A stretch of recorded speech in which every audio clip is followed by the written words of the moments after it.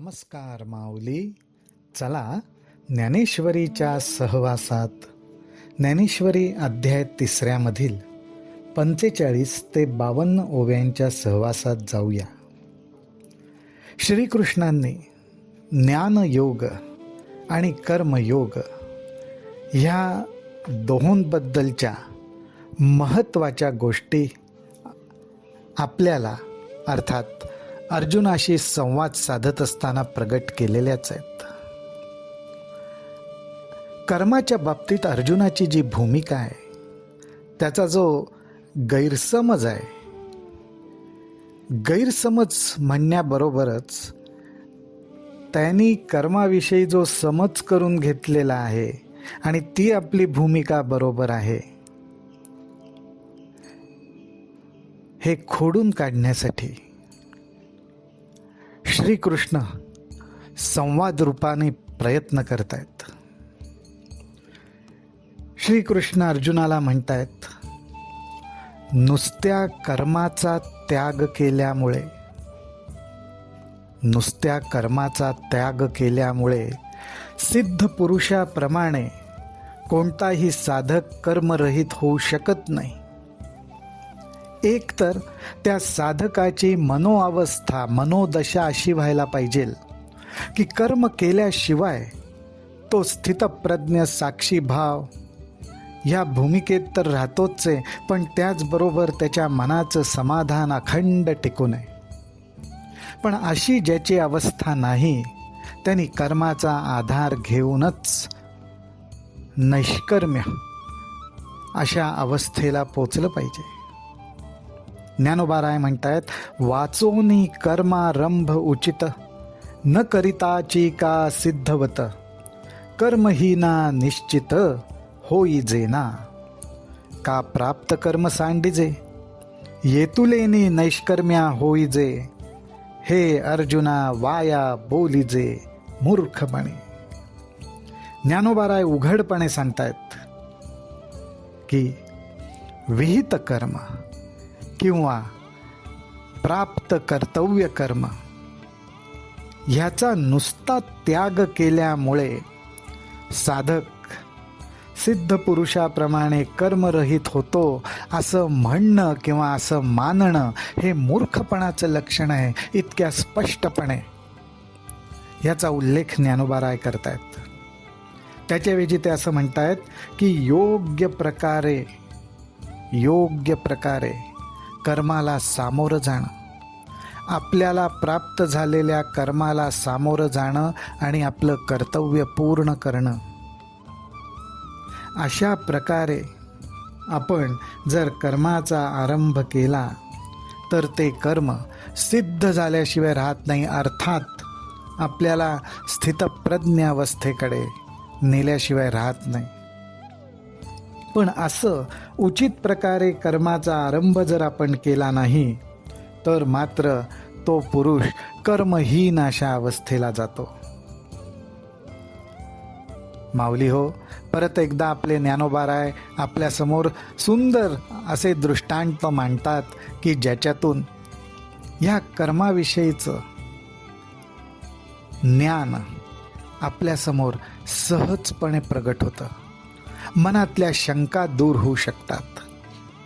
ज्ञानोबाराय म्हणतात, सांगे पैल तीरा जावे ऐसे व्यसन का जेथ पावे तेथ नावे ते त्यजावे घडे केवी ना तरी तृप्ती इच्छिजे तरी कैसेनी पाकू न कीजे की सिद्धुही न सेविजे केवी सांगे. किती साधा सुंदर दृष्टांत दिलाय. अहो, नदीच्या एका तीरावरून दुसऱ्या तीरावर जायचा प्रसंग आला तर नदीच्या आपण असलेल्या तीरावर जर एखादी नाव उपलब्ध असेल तर त्या नावेचा त्याग करणं उचित होईल का? का उलट त्या नावेच्या आधारानेच आपण एका तीरावरून पलीकडच्या तीरावर जाऊ शकतो? ज्ञानोबारायांना म्हणायचं आहे की अशाच प्रकारे आपल्याला सुद्धा पैल तीरावर जायचं असेल, नैष्कर्म्य स्थिर बुद्धी, स्थितप्रज्ञ अशा आत्मस्थितीला जाऊन जर पोचायचं असेल तर कर्माचा उपयोग हा त्या नावेसारखा होतो. कर्म त्या नावेसारखं कामी येतं आणि आपल्याला ह्या तीरावरून पलीकडच्या तीरावर अर्थात आपल्या ध्येयापर्यंत आपल्याला नेऊन पोचवतं.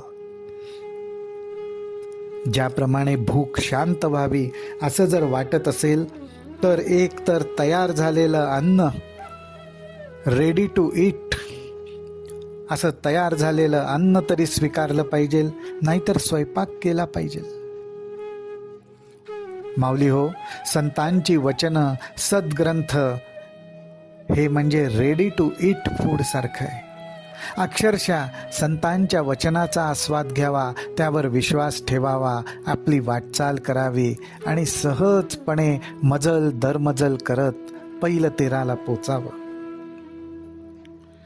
जव निरार्थता नाही, जव निरआर्थता नाही, तव व्यापारू असे पाही. अर्थात जोपर्यंत मन निरीच्छ झालं नाहीये.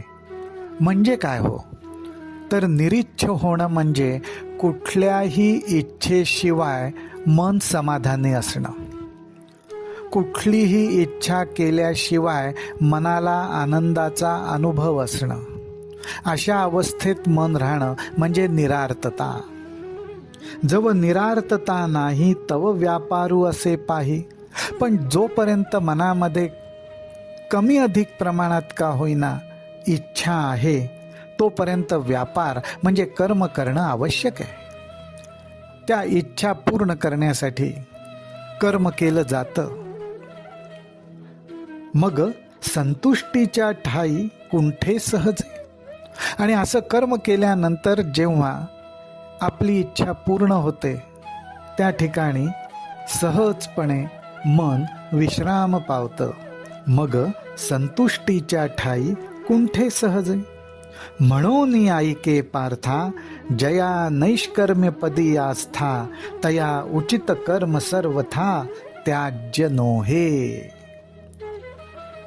म्हणून श्रीकृष्ण अर्जुनाला म्हणतायत, म्हणून तू ऐक, जर तुला सुद्धा नैष्कर्म्य पदाची म्हणजेच स्थिर बुद्धी, साक्षी भावाची आस्था म्हणजे इच्छा असेल, तया उचित कर्म सर्वथा त्याज्य नव्हे, तर त्याने उचित कर्म, विहित कर्म, प्राप्त झालेलं कर्म, कर्तव्य कर्म यांचा त्याग करणं उचित नव्हे. त्याग करणं चांगलं नाही. कारण प्राप्त झालेलं कर्म पूर्ण करावं, मनातली इच्छा पूर्ण करावी. अर्थात ती इच्छा यथायोग्य पाहिजे. बरं माऊली, ती इच्छा पूर्ण करावी म्हणजे साहजिकच मन विश्राम पावतं, नैष्कर्म्य पदाला जाऊन विसावतं. हे सांगून झाल्यावर अजून एक सूत्र ज्ञानोबा राय उघडपणे आपल्या समोर मांडतायत. ते सूत्र खरोखरच चिंतन मननाचा विषय आहे. आणि आपुला लिये चाडे, आपा दिले हे मांडे, की त्यजिले कर्म सांडे ऐसे आहे. हे वायांची सैरा बोलीजे, उकलू तरी देखोनी पाहिजे, तरी त्यजिता कर्म न त्यजे, निभ्रांत मानी. निभ्रांत मानी म्हटलेलं आहे ज्ञानोबारायांनी. अर्थात ह्या दोन ओवींचा भावार्थ आपण जर पाहिला तर माऊली म्हणतात, अहो आपल्या इच्छेप्रमाणे कर्म करू म्हणूनच कर्म होतं का? किंवा आपल्या इच्छेप्रमाणे कर्म टाकू किंवा करणार नाही असं ठरवू म्हणून ते होत नाही असं होतं का? एवढा का आपला कर्मावर ताबा आहे? तर तसं होताना दिसत नाही. बऱ्याचदा आपण तर कर्माच्या अधीन असतो आणि कर्म आपल्याला नाचवत असतं. आपल्या मनातल्या इच्छा, विचार, विकार आपल्याला नाचवत असतात. आपला त्यांच्यावर ताबा नसतो. आणि म्हणूनच ज्ञानोबा राय म्हणतात, असं जर एखाद्याला वाटत असेल की मी केल्यामुळेच होतंय आणि मी करायचं नाही ठरवलंय म्हणून होत नाहीये, तर तसं नाही बरं माऊली. करता करविता हा परमेश्वर आहे, परमात्मा आहे, त्याच्या सत्तेनेच सर्व काही चालू आहे. म्हणून ज्ञानोबाराय म्हणतात की असं जर एखाद्याला वाटत असेल की मी केल्याने होतं आणि मी न केल्याने काही होत नाही, तर हे बोलणं व्यर्थ आहे, हे बोलणं व्यर्थ आहे. आणि म्हणून श्रीकृष्ण सुद्धा अर्जुनाला म्हणतात की तू सुद्धा जर विचार करून पाहू लागलास तर तुला असं दिसेल की प्राप्त झालेलं कर्म मी टाकतो, सोडतो असं म्हटल्यामुळे ते टाकलं जात नाही. आणि तसं टाकल्यामुळे तू कर्मरहित होणार आहेस, तू साक्षी भाव धरून राहू शकणार आहेस, असं होणार नाहीये. हे पक्क लक्षात ठेव. हेच ते सूत्र कर्माच्या बाबतीतलं ज्ञानोबाराय इथे उघडपणे मांडतायत. रामकृष्ण हरी, रामकृष्ण हरी, रामकृष्ण हरी.